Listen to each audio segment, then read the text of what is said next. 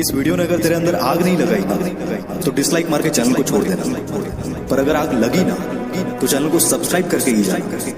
So let's start the video.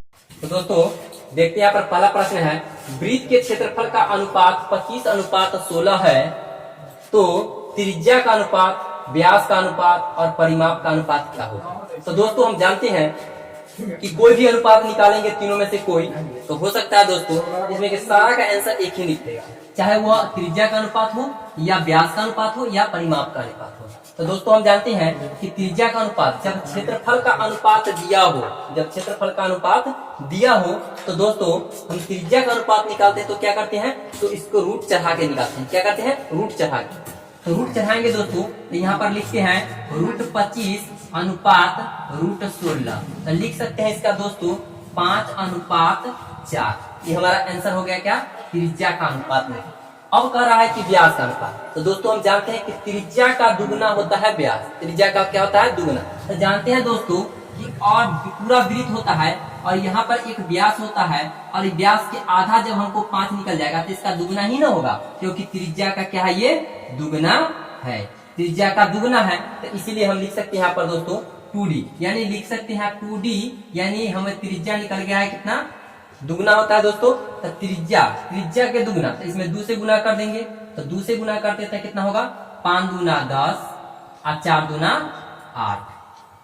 अब इसको काट लेते हैं दोस्तों 5 और इसे 4, तो फिर इसका आ गया कितना, 5:4, यानी कि इसका भी अनुपात और इसका भी, यानी कि त्रिज्या का अनुपात और व्यास के अनुपात बराबर आ रहा है। अब देखना है दोस्तों कि परिमाप का अनुपात बराबर आता है या नहीं। तो देखते हैं दोस्तों कि परिमाप का सूत्र क्या होता है, परिमाप यानी कि परिधि। तो परिधि का सूत्र होता है 2πr। तो दोस्तों हम जानते हैं 2πr होता है, तो यहाँ पर लिख सकते हैं 2πr, यानी 2π और r का मान कितना, 5, अनुपात 2π, r का अनुपात 4।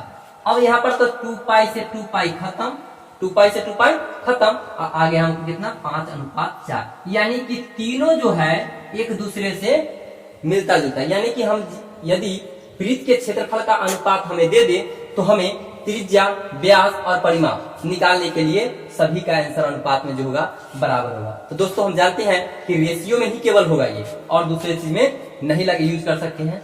रेशियो में हो सकता है और रेशियो में ही निकाला जाता है, या वर्ग में भी ज्ञात कर सकते हैं।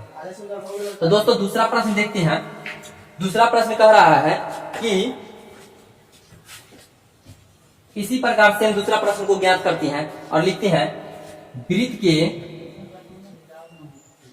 के क्षेत्रफल का अनुपात 9:, हमें दे दिया क्या, 9:4 है। तो दोस्तों इसी प्रकार त्रिज्या का अनुपात, त्रिज्या का अनुपात या दोस्तों रेशियो, फिर व्यास का अनुपात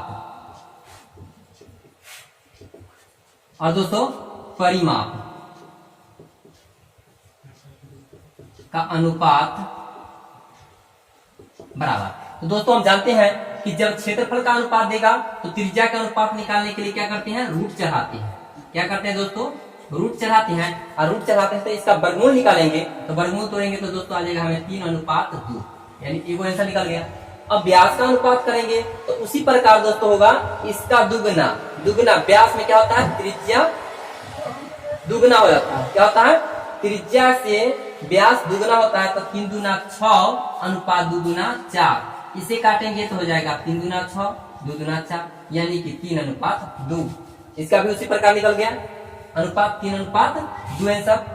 उसी प्रकार निकालेंगे परिमाप का अनुपात, तो लिखेंगे यहाँ पर परिमाप के सूत्र 2πr अनुपात 2πr।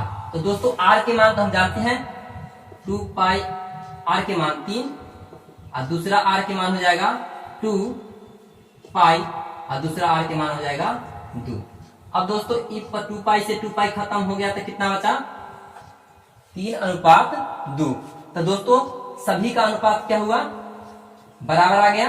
तो हम इससे जानते हैं कि दोस्तों कि हमें जब वृत्त के क्षेत्रफल का अनुपात दे दे तो हमें त्रिज्या का अनुपात, व्यास का अनुपात या परिमाप का अनुपात हमेशा समान होता है। तो दोस्तों इसे याद करना कोई जरूरी नहीं है, बस एक बार देखना है और देख के ही याद हो जाता है। तो दोस्तों इसे ज्ञात करना, यदि हमें वृत्त के क्षेत्रफल का अनुपात दे दे तो हमें इतना याद रखना है कि जब वृत्त का क्षेत्रफल हो या त्रिज्या पूछे या व्यास या परिमित, तो दोस्तों उसे डायरेक्ट जितना रहेगा त्रिज्या, एक बार त्रिज्या ज्ञात कर लेंगे, सभी को निकाल लेंगे। तो दोस्तों देखते हैं यहाँ पर तीसरा नंबर प्रश्न है कि दो वृत्त दे दिया है, एक वृत्त के त्रिज्या दे दिया 8 सेंटीमीटर और दूसरा वृत्त के त्रिज्या दे दिया 6 सेंटीमीटर।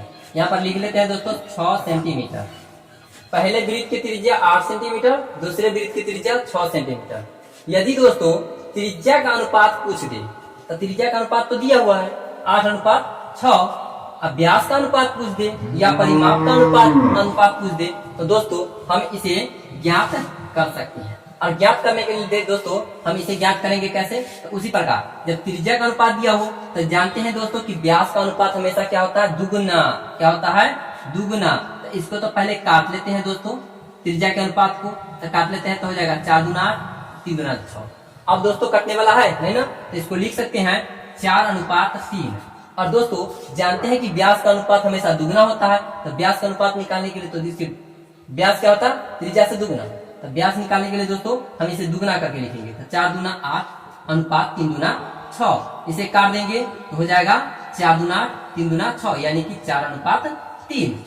क्या हुआ दोस्तों, 4:3। अब देखते हैं यहाँ पर कि परिमाप का अनुपात क्या कर। तो परिमाप का दोस्तों तो जानते हैं दोस्तों कि 2πr अनुपात 2πr होता है। 2πr अनुपात 2πr। तो दोस्तों हम इसे 2πr ज्ञात करेंगे तो इसको लिख लेते हैं इसी तरह 2πr। r का मान दोस्तों 4 और इसको लिख लेंगे 2πr। r के मान कितना है दूसरा 3। 2π से 2π खत्म, इसका आ जाएगा 4:3। यानी कि दोस्तों हमें बड़ा वाला त्रिज्या छोटा वाला त्रिज्या दे दे, बड़ा वाला दो वृत्त से ले ले। यदि दो वृत्त के पहला त्रिज्या 8, दूसरा वृत्त के त्रिज्या 6, यदि इस प्रकार ले ले और पूछ दे कि व्यास का अनुपात क्या होगा, तो दोस्तों हम जानते हैं कि इसे त्रिज्या से दुगना करके काट के लिखेंगे तो सेम मिलेगा दोस्तों। उसी प्रकार फिर इसको परिमाप पूछ दे तो परिमाप में लिखेंगे 2πr अनुपात 2πr। अनुपात को दोस्तों रेशियो भी बोलते हैं, रेशियो भी कर सकते हैं कि 2πr रेशियो 2πr, यानी कि हम लिख सकते हैं यहाँ पर दोस्तों। और इसे 2π से 2π खत्म, r का अनुपात लिख दिए हैं तो दोस्तों यहाँ पे लिख सकते हैं कि 4:3, यानी कि तीनों क्या है, आपस में सेम है, यानी कि सेम मिलेगा दोस्तों। क्या मिलेगा, सेम आएगा। तो दोस्तों देखते हैं चौथा नंबर प्रश्न क्या कर रहा है कि किसी वृत्त के त्रिज्या में 7% की वृद्धि कर दी जाए तो उसके व्यास का परिमाप में कितना प्रतिशत की वृद्धि होगी। तो दोस्तों व्यास या परिमाप, दो क्वेश्चन कर रहा है दोस्तों, व्यास या परिमाप में कितना प्रतिशत की वृद्धि होगी। तो हम जानते हैं दोस्तों कि इससे पहले प्रश्न को हल किए हैं कि यदि त्रिज्या में जितना प्रतिशत की वृद्धि कर दी जाए, जितना प्रतिशत, उतना ही व्यास होगा और उतना ही परिमाप होगा। तो दोस्तों यदि यहाँ कह रहा है त्रिज्या की में 7% की वृद्धि कर दी जाए तो दोस्तों हम जानते हैं यहाँ पर कि व्यास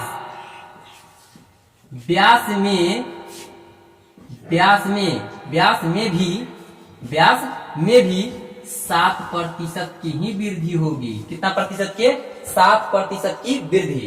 उसके बाद कह रहा है दोस्तों यहाँ पर कि परिमाप, तो लिखते हैं यहाँ पर दोस्तों परिमाप में कितना प्रतिशत की वृद्धि होगी, तो बस 7% की वृद्धि। तो दोस्तों दोनों का आंसर हमारा एक ही होगा। अब दोस्तों देखो यहाँ पर दो क्वेश्चन पचमा कह रहा है, पचमा प्रश्न है किसी वृत्त के त्रिज्या में 30% की वृद्धि कर दी जाए। क्या कर रहा है दोस्तों, 30% की वृद्धि कर दी जाए तो उसके क्षेत्रफल में कितना की वृद्धि होगी, कितना की वृद्धि होगी। तो दोस्तों क्षेत्रफल यहाँ पूछ रहा है, तो क्षेत्रफल जब पूछ रहा है तो दोस्तों हम इसमें क्या करेंगे कि इसमें लगता है क्या, ए बी फार्मूला। कौन फार्मूला दोस्तों, ए बी फार्मूला लगाते हैं। तो ए बी फार्मूला होता है हमारा दोस्तों a + b + a b/100। तो दोस्तों यह हमारा फार्मूला होता है और ये फार्मूला से हम सारे मैथ को हल कर सकते हैं। यदि 30% वृद्धि कहे तो प्लस, अब 30% की हानि कहे यानी वृद्धि लॉस, इसमें वृद्धि हो रहा है, और यदि घटा कहे तो उसमें हम लगा सकते हैं माइनस। तो दोस्तों पहले देखते हैं कि वृद्धि वाला जान लेते हैं। तो वृद्धि वाला जानते हैं दोस्तों, यहाँ पर लिख सकते हैं क्वेश्चन 30%, तो 30 प्लस 30 गुने 30 बट्टा में 100, 1 2 जीरो से 2 जीरो खत्म। अब दोस्तों कर लेंगे 30 और 30 60, अब प्लस 3 तिहाई 9, 3 तिहाई 9, और जोड़ते हैं दोस्तों तो यह हमारा आ जाएगा कितना 59%। यही दोस्तों हमारा आंसर हो जाएगा।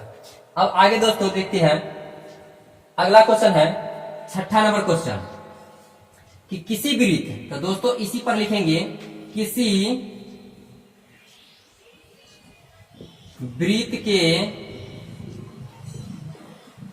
त्रिज्या में, किसी वृत्त के त्रिज्या में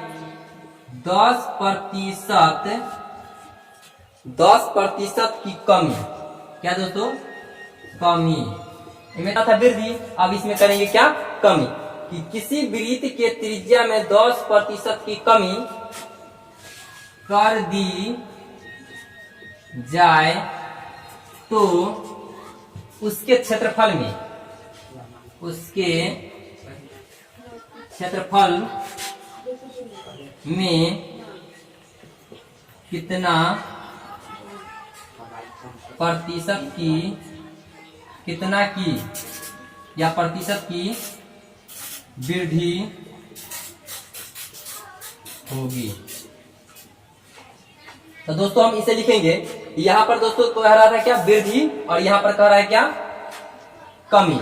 तो कमी में दोस्तों माइनस लगाते हैं, तो कमी माइनस लगाते हैं तो लगेगा सूत्र सेम दोस्तों यही, ये भी फार्मूला ही लगेगा, लेकिन ये भी फार्मूला में यहाँ पर प्लस लगाए थे वृद्धि में और यहाँ पर लगाएंगे माइनस। तो दोस्तों लिखेंगे माइनस ए माइनस बी और प्लस माइनस ए गुने माइनस बी बट्टे में 100। अब दोस्तों देखते हैं यहाँ पर कि गुना में माइनस माइनस क्या हो जाता है, कट जाता है, तो इसे लिख सकते हैं दोस्तों minus A minus B plus A B बट्टे 100। अब दोस्तों इस पर यह मैथ को हम बैठा देंगे 10% को। अब 10% को लिखते हैं -10 और प्लस 10 गुने 10 बट्टा में 100। अब 2 जीरो से 2 जीरो खत्म, 10 10 20 -20 और प्लस 1, तो दोस्तों घट के आ जाएगा -9%। यही हमारा आंसर हो जाएगा